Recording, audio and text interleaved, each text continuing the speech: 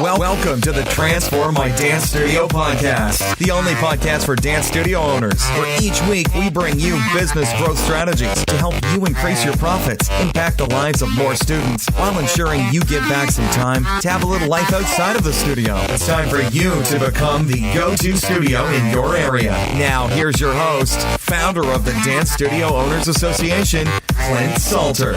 Hey everyone, welcome to the Transform My Dance Studio podcast. It's Clint Salty here, and I'm so thrilled to be welcoming the brilliant Natalie Stubbs from BDC Dance Studios in Melbourne as our guest on today's episode. I've had the pleasure of working with Natalie over the last couple of years. She is an absolute delight. She loves painting her nails and she loves ballet.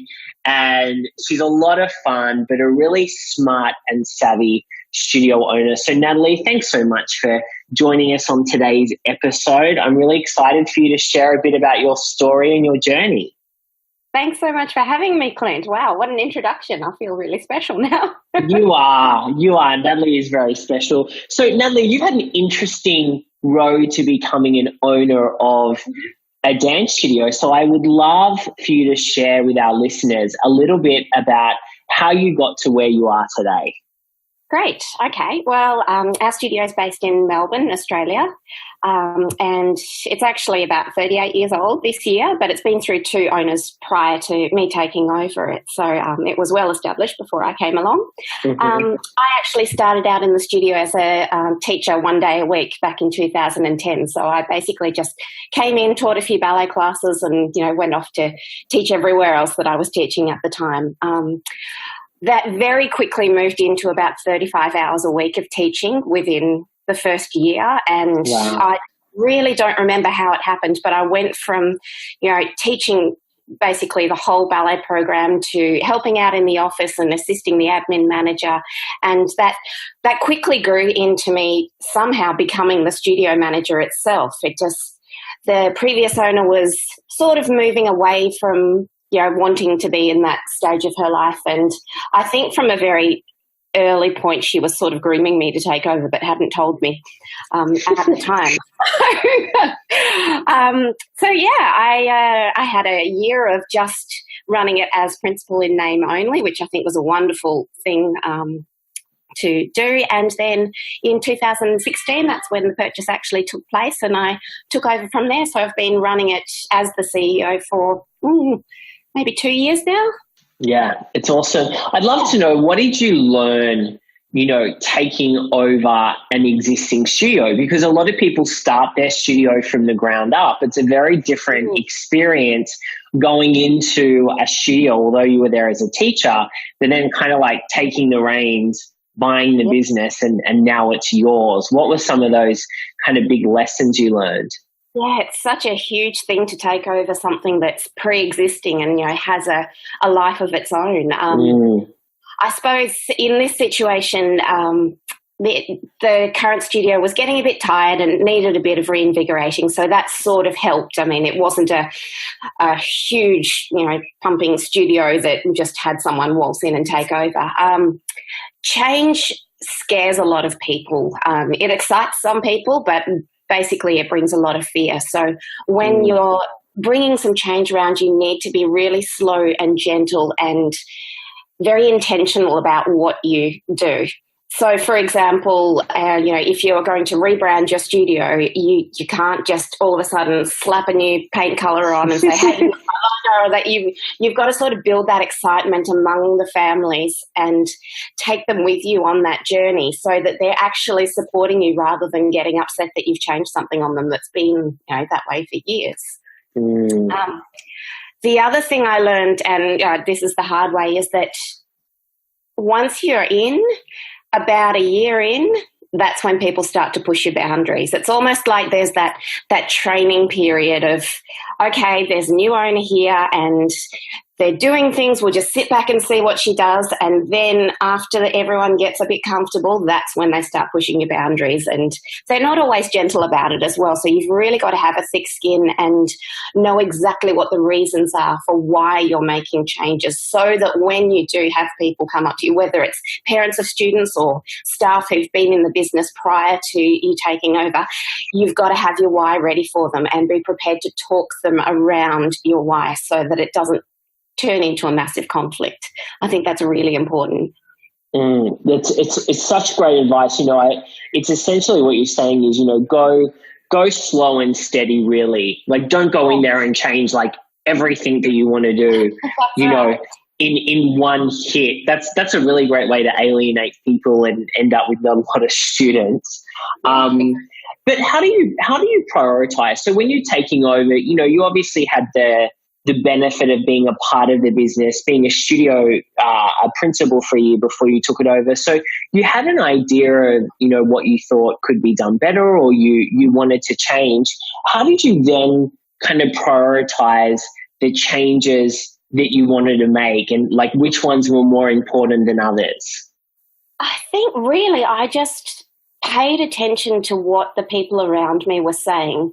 Like, when it's your business, it's very easy for you to say, it's my business, I'll do it my way, this is my thing. But it involves a whole community of people, of other staff, of students' families and their friends. And if you don't have a hook into what the general feeling of the studio is, you have no idea of what needs to be done. On a sort of a systematic process, I knew straight away that our enrolment system had to change. But that's we sort of called the school the leaky colander, so someone would call in and no one would follow it up, and we'll go, oh, didn't you call back that person last week? It was very much a fly by the seat of your pants sort of arrangement. And so from the back end in administration, it was about getting those processes in place, getting those email scripts for replying to things straight away, putting in the expectations of when do you action a phone call, like that, all of that. It was really important to get that sorted out right away so that we could, keep the students that we already had when they tried to re-enroll, but also bring in this new blood into the studio and make them a part of that community as well. Yeah, completely. I love it. I think it's great. I want to shift gears slightly and talk about your passion for ballet, because as I mentioned in the intro, you're a huge lover of ballet, and you've built you've got a great studio with a lot of students that attend ballet. What do you think? Like, what's your special sauce when it comes to getting students into ballet class? Because a lot of times now new students are coming and they're like, I want to do like hip hop and, jazz or cheerleading and aerial and acro and all these things. But we know that ballet is the foundation. It's where we get all of our amazing technique from. It really grooms us to be a great dancer. How do you kind of translate, I guess, your passion of ballet through to your students? It starts with the way that you talk to them. Like, really, it is, ballet's got this history of being, very uptight and we've done it this way for 200 years, so we're not going to change the way. If the person who's talking about it, whether it be, your receptionist on the phone or if a student's come in for a trial, they've got to be excited about it. And make it a current thing. Yes, it's been around forever, but it's constantly evolving. It's quite easy from a recreational point of view. You just sell the beauty of it and gush about how gorgeous it is and how wonderful it feels for a child to skip around and twirl. Like the biggest question we get is parents thinking that ballet is slow. And so it's right away jumping on that and pointing out that, no, the start of the class for ballet is slow, but then they spend the rest of the time jumping up and down on the spot and, flying around the room. It's creating that change of misconceptions. From a vocational level, this just came up last week. We had a summer school with some of our students. So we had, who was it? Barnaby Writer came in, and he's an amazing Australian performer. He's currently touring with Greece, we can't call it the Arena Spectacular. I think it's called the Arena Experience. Something about a copyright. Okay. And he was chatting with the students and asking them what sort of classes they took. And one of our, students who are very into jazz and hip hop said, "Oh, I don't want ballet." Started talking it down and that sort of thing. And he just flipped straight away around and said, "Oh my goodness, why not? It opens so many doors." And he told the story about when he was training and he was told he had to do ballet and he didn't want to. And when he transitioned out of his training and started taking class here, there and everywhere and doing auditions, it really showed up straight away how important ballet was, not necessarily from a technical point of view, but from an understanding. So he would go into a jazz class somewhere and, they'd say, "Okay, here's where you do the plie, here's where the tendu is." And that terminology of ballet, if it's not in a dancer's head, it doesn't work. And I'm constantly talking to my students about how when they grow up, they can dance anywhere in the world. It doesn't matter because they've all learnt the same thing. If you've got that ballet terminology, a tendu is called a tendu in China. It's called a tendu in France. They do dancing anywhere. It's not just about copying. You can get that level of understanding. So that's a really good way to sort of flip it around, is to put it into their future and not necessarily into getting a job, but just where are you going to dance when you've finished with us? Are you going to understand what's going in the class, or are you just going to copy? Yeah, I love it. One of the things that you've done is you've, transitioned out of teaching some of your classes. I mean, how did you, how are you getting the right people, to take over, especially your ballet classes, because I know you're, super particular. Yes. And I'm sure a lot of our studio owners that are listening, there's classes that they know that they maybe shouldn't be teaching every week, but they're like, I can't find anyone like me. I can't kind of give this up. I mean, how have you let go of control a little bit? How do you kind of monitor those teachers and how do you get the right people, on board? That is such a relevant question. I have just, as of this week, hired a ballet teacher to replace quite a large chunk of my own classes.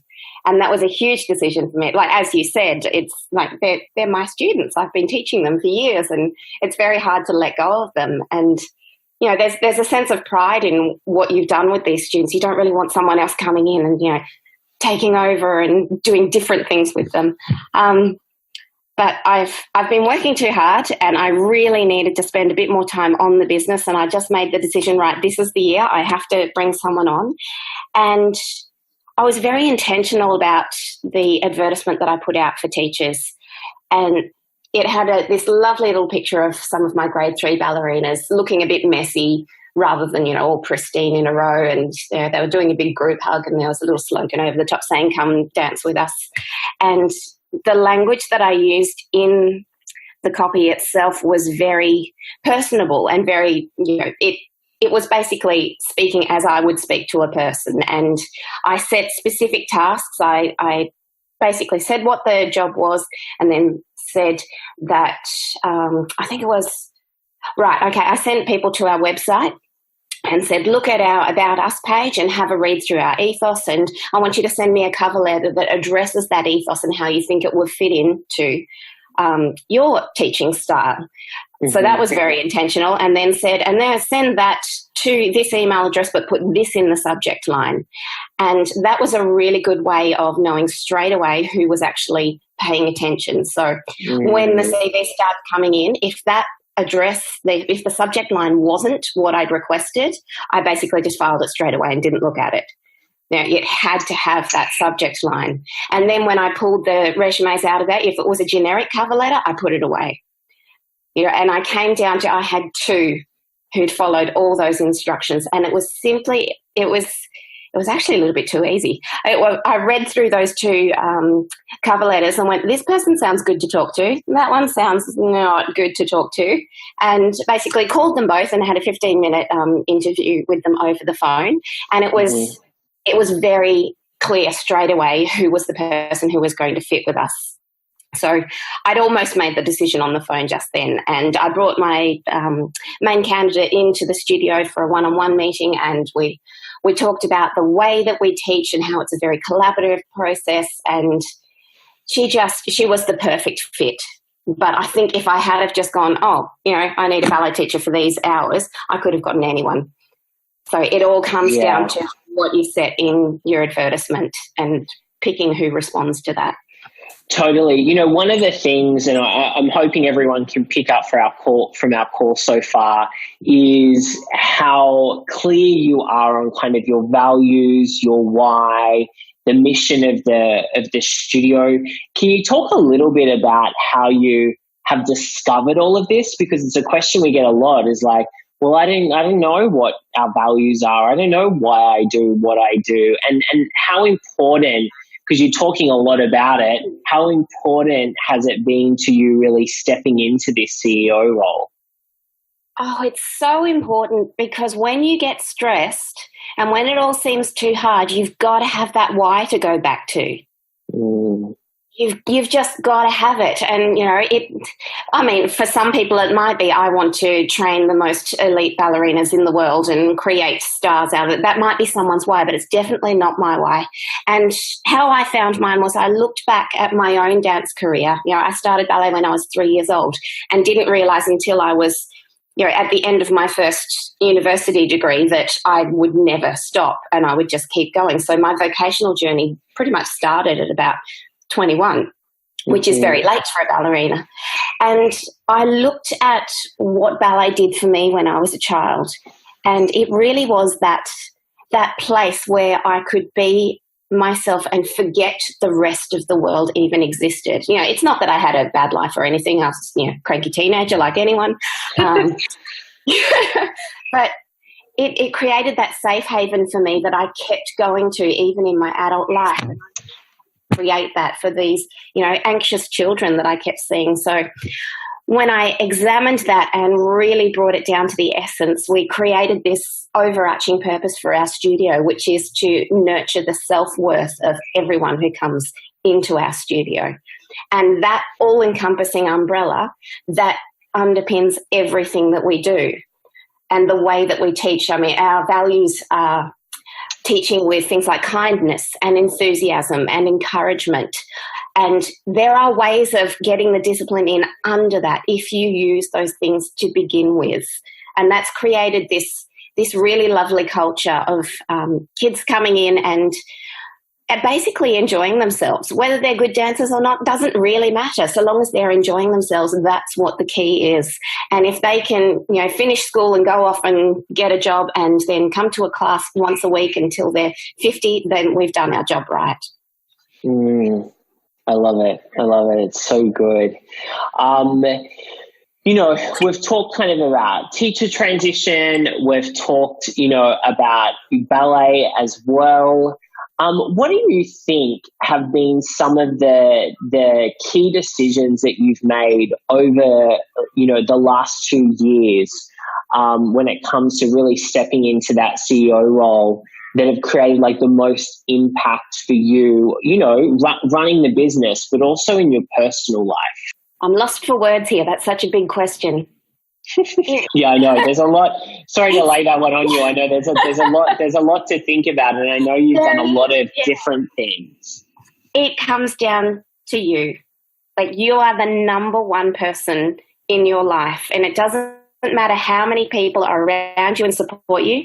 If you're not working, then things around you will fall apart. If you're breaking, your business will break, your relationships will break. It's really about personal development and finding out who you are and what is important to you, and then finding ways to apply that to what is around you. I've had a massive, massive journey over the last 12 months in taking on leadership of my staff. I've been comfortable in leadership of students because I've been teaching forever, but really taking on, like, I've got a staff of about 13, I think, and I'm the sort of personality who just likes everyone to get along, and I don't like conflict, and that's a lovely utopia to live in, but it's not reality. And so it's been quite a struggle for me to really learn how to manage conflict and how to set expectations for staff without, you know, feeling like I'm just, you know, bashing their heads and saying, you must do it this way because it's the way I said. It's those intentional ways of finding how you can best serve everyone around you by being the best version of yourself that you can possibly be. I love that. I mean, how have what have you kind of put in place? Because, it's very isolating. A lot of people always say this to us. It's very isolating running a dance studio. Sometimes your partner doesn't understand. Your friends don't understand. You can't go to the teachers and the office manager with, every challenge. I mean, whether it's your morning routine, whether it's, you're a member of the inner circle as well. I mean, what are you kind of having your court, to keep you kind of moving forward and really in a healthy mindset, I think? Yeah, I did this exercise the other day where I had a big piece of paper and I put myself in the middle and I started writing around me all the people who influence or have, a little finger in the pie that is BDC dance, and then started connecting them up to each other, like who actually talks to each other. And it really showed me that I have quite a network of people around me who don't necessarily talk to each other, and they all help me in some way or another. Like I have friends and family. I have people who are on my staff who are not friends. Obviously, I get along with them, but I wouldn't, say, okay, let's catch up for coffee and not talk about the studio. I have some staff members who are my friends, and there's a health team as well. I've been through a lot of injuries, and I've gotten myself so stressed that I, get sick and that sort of thing. So I have a physiotherapist who works with both me and with my students. I've got a really good relationship with that physio. Now, he can diagnose me via Facebook. He did it over the Christmas holidays while I was in Perth and he was in Mexico. He's amazing. And a myotherapist as well. A really important thing which I recommend for everyone is to get yourself an amazing psychologist. You cannot do this on your own. And even if you have mentors and friends, and it ties it all together and it makes it okay for you to make mistakes. If you've got someone working with you on your mental health, it makes it so much easier. And in my circumstances, I didn't realize this is what I was doing, but when I found my psychologist, she actually runs her own business, so she doesn't work through a practice, and does a lot of work with children as well. So I found that above and beyond just the normal psychology, she has experience in running businesses. She has experience with dealing with children who are having problems. And so she had this wealth of information from her own experiences that she could share and bring into the sessions with me. So I feel very lucky that I found that resource, and I wouldn't ever change it. You need someone to help you with your mental health. It's too hard otherwise. Yeah. I think that's all super, super good advice, and 100%, agree with you. What are you looking forward to, Natalie, in 2008? What is the plan for you? What's got you excited and getting out of bed in the morning? Really? I've planned a holiday. But amazing. Which I've never done before. You always sort of squeeze them into school holidays or say, no, wait till Christmas. But I have an annual calendar that's just for me, and I set it out with all the major studio events, and I picked 2 times of the year when I'm usually crazy busy and about to melt down, and I planned leave from the studio and put that in with the intention of letting everyone know in this week I'm not going to be here and I'm not going to be contactable. And just having that planned out gives me some space to breathe. So going into the year, I can go, okay, well, it's re-enrollment time and everything's busy, and I've got to get into that. But in 5 weeks' time, I'm out of here. Just for a little bit. And it's a very new thing for me. I've never done that before. I'm very much a work till you drop sort of person. So I am really looking forward to the clarity that those little breaks will bring me, that will reinvigorate me each time I come back to the studio, and how valuable that will be for the studio. I love it. Natalie, congratulations. So nice talking to you. It's been great working with you on this journey over the last couple of years. Where can our studio owners that are listening go to find out more about your studio and what you guys are up to? Sure. Okay, we've got a website. It's www.bdcdance.com.au. Make sure you put the AU in, otherwise you'll get to Broadway Dance Centre, and that's not us. So we've got a great little website there. I'm quite proud of it because I built it myself. So if you think it's a bit chunky, I'm not a specialist. And you can also follow us on Facebook. If you search for BDC Dance Studios, we've got a public page there. And yeah. Awesome. Well, Natalie, thank you so much for sharing your wisdom with our studio owners today. Really great to chat with you. Thanks for having me. Thank you for joining us today. For all the resource links from the show and to receive access to our free dance studio growth training, make sure you visit transformmydancestudio.com.